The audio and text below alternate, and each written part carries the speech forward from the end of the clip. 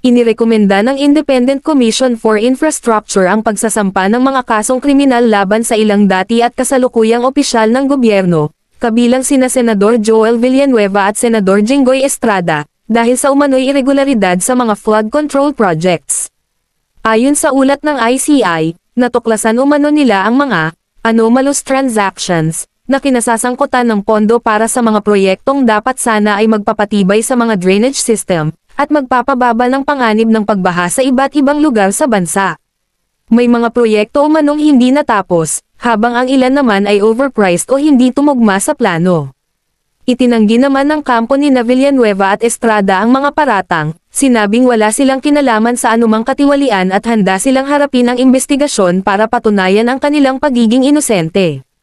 Dagdag pa ng ICI, ang rekomendasyon ay bahagi ng mas malawak na kampanya laban sa korupsyon sa paggamit ng pondo ng bayan. Inaasahang magsasagawa ng hiwalay na review ang Department of Justice at ang Office of the Ombudsman upang tukuyin kung may sapat na ebidensya para sa pormal na pagsasampa ng kaso.